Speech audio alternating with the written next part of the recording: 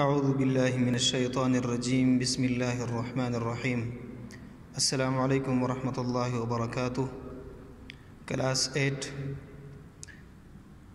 کیسے ہو بچہ؟ خیریت سے ہو؟ ٹھیک ٹھاک؟ امید ہے انشاءاللہ آپ خیریت سے ہوں گے، اور اللہ تعالیٰ سے دعا ہے کہ مزید بھی اللہ ہم سب کے ساتھ احسان کا معاملہ فرمائے۔ اللہ آپ کو اور ہم سب کو اور تمام مسلمانوں کو مصائب اور مشکلات سے دور فرمائیں۔ آج کا ہمارا سبق سورۃ الانفال الدرس الاول بے، آیات 11 تا 19، پیج نمبر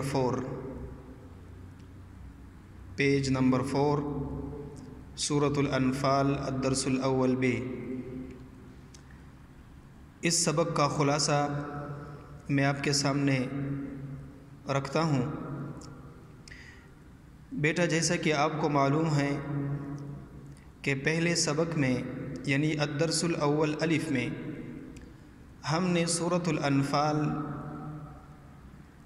اس کی شان نزول بیان کی، اور مجاہدین نے جو کارکردگی اور مجاہدین کے درمیان جو تھوڑی سی اپنی اجتہادی غلطی کی وجہ سے بدمزگی پیدا ہوئی تھی، اس کے بعد اللہ تعالیٰ نے مسلمانوں پر جو احسانات کیے مجاہدین پر میدان جنگ کے دوران، یعنی جب وہ میدان جنگ میں تھے تو وہاں پر اللہ تعالیٰ نے ان پر جو احسانات فرمائے، یہاں اس سبق میں الدرس الاول بے میں اللہ تعالیٰ وہ احسانات بیان فرما رہے ہیں کہ میں نے مجاہدین پر یعنی مسلمانوں پر جنگ کے دوران کون کون سے انعامات فرمائے۔ تو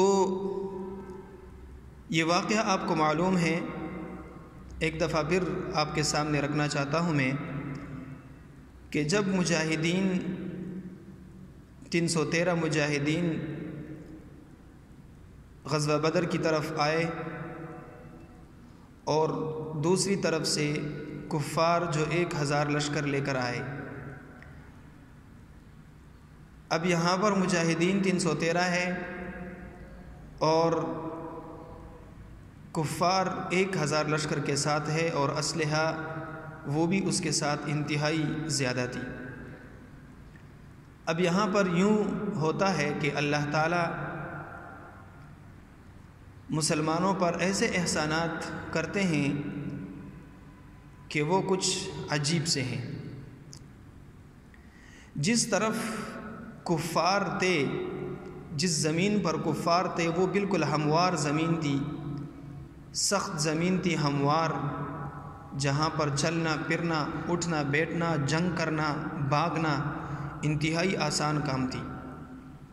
دوسری طرف جو مجاہدین تھے، مسلمان تھے، وہ ریتیلی زمین تھی، وہاں پر سب ریت تھا، اور ریت میں جیسا کہ آپ کو معلوم ہے کہ جب وہ خشک ہوتا ہے ریت، تو پھر وہاں پر چلنا پھرنا اور بھاگنا انتہائی مشکل ہوتا ہے، پھر جنگ کرنا وہ تو اس سے بھی زیادہ مشکل ہوتا ہے۔ اور مجاہدین کفار کو دیکھ رہے تھے کہ کفار چونکہ زیادہ ہے اور ہم کم ہیں، تو یہ احساس بھی اللہ تعالیٰ ان کے دلوں سے نکال رہے تھے کہ ان کو یہ احساس بھی نہ ہو۔ تو سب سے پہلے یہ ہوتا ہے کہ اللہ رب العالمین اس پر اونگ طاری کرتا ہے۔ اونگ بیٹا اسے کہتے ہیں جو نیند سے پہلے کے حالات ہو، اور اونگ کی وجہ سے اس کو نیند آتی ہے، یعنی اس کو آرام و راحت پہنچتی ہے اس کے دماغ کو۔ اس کے بعد اللہ رب العالمین اس پر بارش برساتا ہے، جو بارش برسنے کی وجہ سے وہ مزید بھی چوک و چوبند ہوتے ہیں، مزید بھی وہ پاک ہوتے ہیں، اور وَيُذْهِبَ عَنْكُمْ رِجْزَ الشَّيْطَانِ، اور ان کے ذہنوں سے، ان کے دلوں سے، ان کے بدن سے شیطان کی نجاست دور ہوتی ہے۔ بارش برسنے کی وجہ سے یہ سب کچھ اللہ تعالیٰ ان کو صاف بھی کرتا ہے، ان کے دلوں کو بھی صاف کرتا ہے، ان کے دل کو بھی مضبوط کرتے ہیں اور اس کے قدم کو ثابت قدم رکھتے ہیں۔ اور بارش برسنے کی وجہ سے میں نے آپ کو زمین کے بارے میں بتایا، تو جب بارش برسی تو یہ زمین جو تھی جہاں پر مجاہدین تھے، ریت تھی سب کچھ، تو یہ بالکل خشک، اور بارش برسنے کے بعد یہ ریت جم گئی، بیٹھ گئی، اور پھر اس پر چلنا پھرنا اور جنگ کرنا انتہائی آسان ہو گیا۔ اور دوسری طرف اپوزٹ سائڈ جہاں پر کفار تھے، جو بالکل ہموار میدان تھی، وہ وہاں پر سارا کا سارا کیچڑ بن گیا۔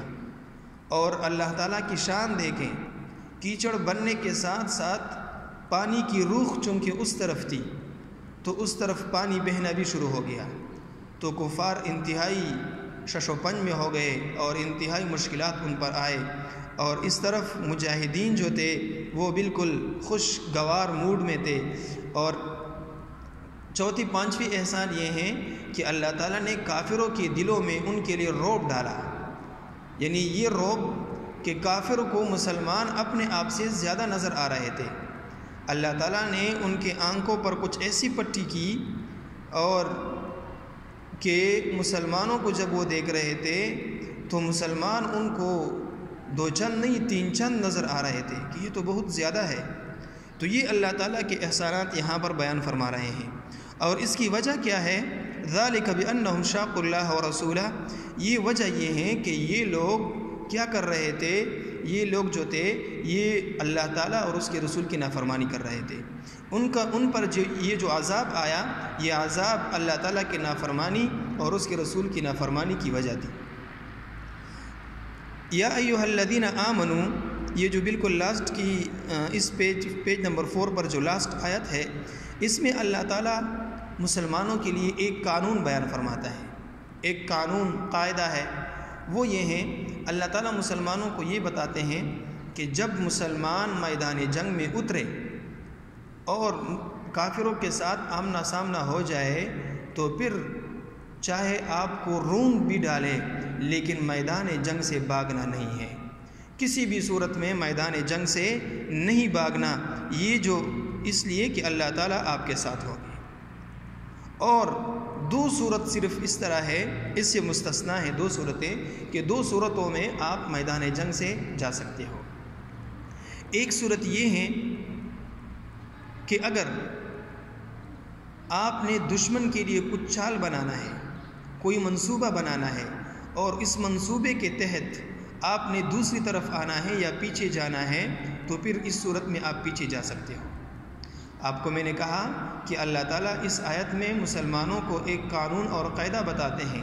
وہ قانون اور قاعدہ یہ ہے کہ آپ لوگوں نے میدان جنگ سے کسی بھی صورت میں نہیں بھاگنا، چاہے آپ 1 ہو کافر 1000 ہو، چاہے آپ کو سولی پر چڑھایا جائے، آپ دیکھ رہے ہو کہ میں مر رہا ہوں، لیکن پھر بھی آپ نے پیچھے نہیں بھاگنا۔ لیکن دو صورتیں ایسے ہیں کہ دو صورتوں میں آپ پیچھے جا سکتے ہو۔ ایک صورت یہ ہے کہ اگر آپ نے دشمن کے لیے کوئی منصوبہ بنانا ہے اور منصوبے کے تحت آپ پیچھے جا سکتے ہو، کسی دوسری طرف آنا ہے، اس پر وار کرنا ہے تو پھر جا سکتے ہو۔ اور دوسری صورت یہ ہے کہ آپ چونکہ میدان جنگ میں آگے گئے ہو اور آپ کے ساتھی فوج جو ہے وہ آپ کے پیچھے ہیں، تو اپنے فوج کے ساتھ ملنے کے لیے کہ اپنے فوج کے ساتھ جا کے ملوں، تو اس صورت میں بھی آپ پیچھے جا سکتے ہو۔ تو یہ قاعدہ اور قوانین ہیں۔ اس سبق میں بیٹا اللہ تعالیٰ نے ایک قاعدہ بھی بیان فرمایا اور مسلمانوں پر جو احسانات کیے وہ احسانات بھی بیان فرمائے ہیں۔ انشاءاللہ نیکسٹ سبق میں ہم اس کی تشریح کریں گے، تو بالکل قوانین اور قواعد کے ساتھ انشاءاللہ پڑھیں گے، تشریح کریں گے۔ وآخر دعوانا الحمدللہ رب العالمین۔